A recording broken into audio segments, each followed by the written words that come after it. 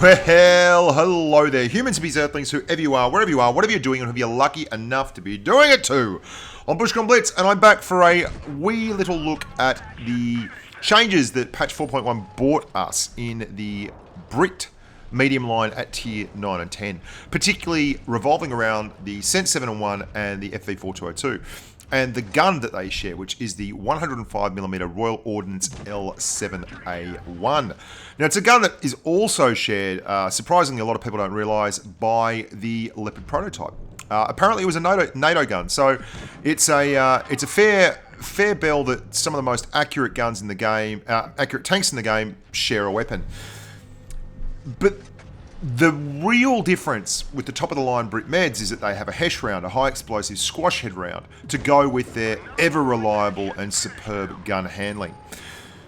And what this means is that getting the most out of the tanks when you're a newer player can quite often be a challenge. And that's particularly true if you just started this line and prior to patch 4.0 rather, your premium ammunition was just plain old HESH. Now, Wargaming has all the data, they have all the numbers, they run them, they figure out what's going on, and there was a bit of a choke point at the L7A1, and the FV wasn't being used quite often enough because people weren't really au fait and comfortable with using that kind of ammunition. It's a high damage but low penetration premium ammo, and when the huge, overwhelming majority of all the other ammunitions that you have in game as you grind up the trees, simply put, low damage, high pen nowadays, or it used to just be put, better penetration, but it costs you more money. You find that people get stymied by big changes like that, and unique tanks like the L7A1 and the 4202. And for those of us that adored these tanks, particularly because of their unique nature, this really sucked because Wargaming decided to remove HESH altogether as a premium ammo choice and put in heat. Now, the theory behind this being that heat is a very, very straightforward type of ammunition. It's got a lot better pen and does less damage in the current meta. But the problem with that is it ruined the tanks. It made them very, very generic, and it made them not that special anymore. It took the thing that made them zing and turned it into a little bit of vanilla boredom. And Wargaming listened and changed the guns back, and that's what we've got now. We've got this really crazy and effective tank, the L7A1, and a very much improved FV4202 with access to 3 spectacularly good types of ammo. We have APCR for dealing with your day-to-day issues. We have high explosive squash head for when people are sideways and you can put bigger damage rounds in. And we have heat for when you simply can't pen at all and you need to upsize. Now, the guns themselves are brilliant on these tanks, and I won't belabor the playstyles and everything too much. This isn't so much a review as it is an update, but I will point a few things out. The tanks share some very, very common characteristics. They've both got 10 degrees of gun depression, and they both have HESH, and they have good premium HESH. They have HESH that can penetrate 210mm of armor and do 440 alpha, and that ups their average damage per minute numbers considerably. In fact, if you can land every shot with an FV4202 using HESH, you can get over 4,000 damage per minute, which makes it very, very enticing for people who really know how to run the game.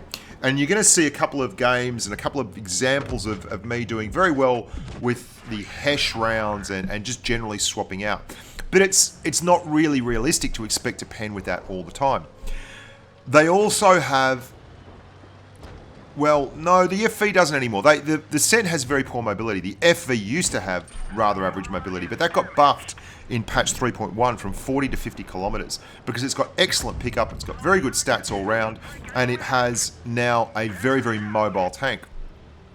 A very, very mobile profile in terms of getting around the map and wiggling and jiggling and circle of deathing people and doing all those kind of things. Where the FV and the Cent differ tremendously is in the armor profile. Their armor profile is drastic. Both are gun depression tanks. The problem is When you get the FV up on a ridge and hide the chassis and can only see the turret, you have this wonderful gun mantlet and a tough to pen roof. When you get the FV4202 on a ridge, you get nothing like that. You just get a very, very easily pennable turret. And there's a particularly rough part underneath the gun that's like even angled up just about 200 millimeters of pen. And at tier 10, even the weakest penning tanks, the mediums, have in excess of 250 millimeters of pen, at minimum 240 millimeters of pen. So without even going to premium ammunition, anyone can pen you straight through your turret. And that's just why I prefer the Sense 7A1. But it doesn't mean the FV is a bad tank. Indeed, with the upgrade to the L7A1, I think the FV4202 is more competitive than it has ever been, because it has a lot of good things going for it. The big key, though, is, look at this. There's a T95 there. We've always struggled in the past in the Scent to do anything with a T95. But with the heat rounds, you are no longer powerless in the front of really big, well-armoured vehicles. And the heat is legit good heat. You have brilliant penetration numbers for a tier 9 medium now. You've got 255 millimeters of pen on your APCR and 350 alpha. So you can play very, very effective peek-a-boom. You've also got 300 millimeters of pen on your heat, and you still pump out 300 alpha. The joy with the Scent is that combo of gun depression, solid turret, and accuracy. The guns on the FV and the Scent are both brilliant. You're looking at a dispersion number of 0.29 across the board, a 10 degrees worth of gun depression, and a 1.9 seconds worth of aim time. So you've got guns that can really, really do the business, and you've got great penetration on them. But you've also now got this gorgeous, gorgeous duality where you can both fire the same rounds like the Leopard PTA is firing when it's using the L7A1, but you've also got that 210mm of HESH to do the 440 rounds, and indeed you can roll over 500 damage using HESH, and you can use it in all kinds of situations because I mean, it's got 210mm of pen. To give you some kind of point of reference on that, the T54 has its base damage at about 201 on the gun that leads to the Object 140, and you can get it up to about 219 using calibrated shells if you're using the gun that goes to the T62A, which name eludes me because seriously I haven't had a lot of sleep lately. It was band rehearsals last night, and you can see me pumping HESH into the front of an IS-8. That's the front of an IS-8. It's really important to be, and this is the FV4202, poor old FV4202. Look at that turret, 210mm of HESH, and we're going straight through the turret of a tier 10 medium. That's really tough. If I had to liken the FV now to any other tank, it's funny, but I would probably say it's more like a Leo. It's got outstanding pickup. Your horsepower to weight ratio is really good. You've got 22.47 horsepower per ton, which is nearly exactly the same as a Leopard 1. Now, you don't have the insanely good top end that the Leo does, but your ground resistance numbers are like 0.1 worse across the board. So, you know, not even a big difference in terms of ground resistance. So your pickup is excellent. Your top speed is 50, which is still pretty bloody good, and you've got an incredibly accurate weapon, plus you've got the HESH. Now, you don't have any armor on your turret, but what you do have is a stupidly strong armor profile on your upper glacis, which is the exact opposite of the Centurion 701. You can see that heat working here. I mean, you wouldn't have had an option other than just to try and do splash damage with HE prior to this patch. Now you get to pump heat at the big boys who you can't pen, and that's a massive difference for this tank. And it's not just a difference, it's a difference maker. It means that you're never helpless anymore. There is literally no tank in the game which, given the right set of circumstances, your heat can't get through, and that's impressive, and it's something that the tank has been lacking despite its great performance both in terms of pen and its HESH rounds. And you can see they're getting a first class 4K damage.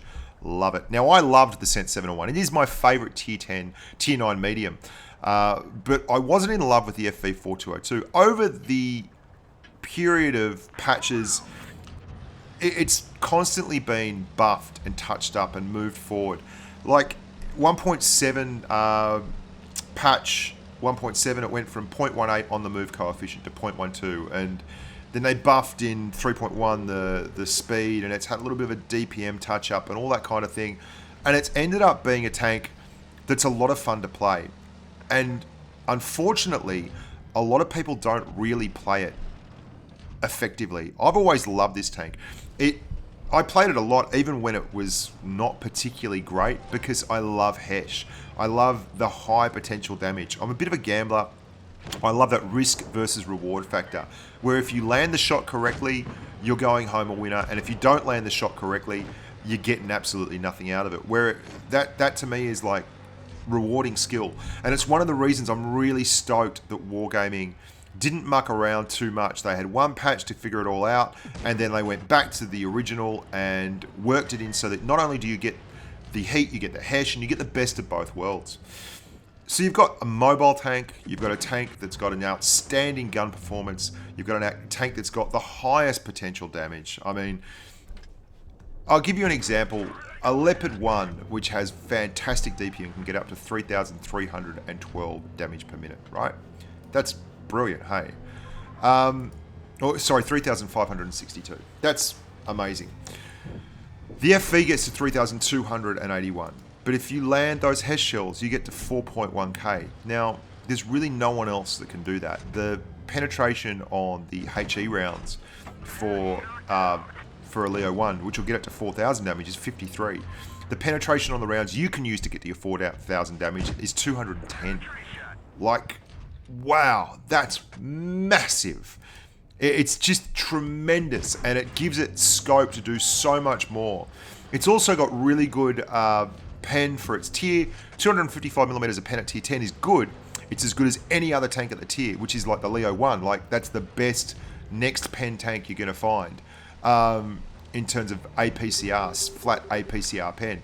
The Cent 7A1 at tier 9 gets 255, which is glorious. So there's a lot going on after the last patch. But if you want to revisit this tank, you should, because it's got some really, really easy to recommend traits that I find totally endearing. This mobility, and it does swivel. It's got great utility on its tracks. It's got very, very good damage per minute numbers now. It's got great pen. It's got 10 degrees of gun depression. It's got a very, very sleek upper glacis. Just quietly, it's probably the strongest upper glacis on a medium in the game. And people don't realise that. You can get it up to nearly 300mm of pen, just slightly angled. It's hard to take advantage of because your turret has to be invisible, or they'll just shoot your turret, which kind of kills it. But it will save you on occasion. And that's pretty important, I think, anyway. And you can see, that's what I'm talking about with HESH. Blew that shot. Absolutely blew it. And deservedly missed the shot and did low damage, which is what HESH is all about. You can see how easily I'm getting through these German heavies once you aim, and the gun is so reliable. It's super duper, will not let you down, kind of always going to get the target, hits what you aim for. It's really hard to ignore just how reliable this gun is after the nerfs to tanks like the Object 140's gun and the nerf to premium ammunition. I mean, my favourite thing about the game at the moment is the nerf to Pramo, and it's made heavy tanks more viable, and it's made tanks like the FV4202's penetration numbers more valuable as well. There you go, that's the update on the Cent and the 4202 and the story of the L7A1. I hope you enjoyed it. I'm Bushka on Blitz. I'm Bushka in Bits. Look after yourselves and stay safe on the battlefield.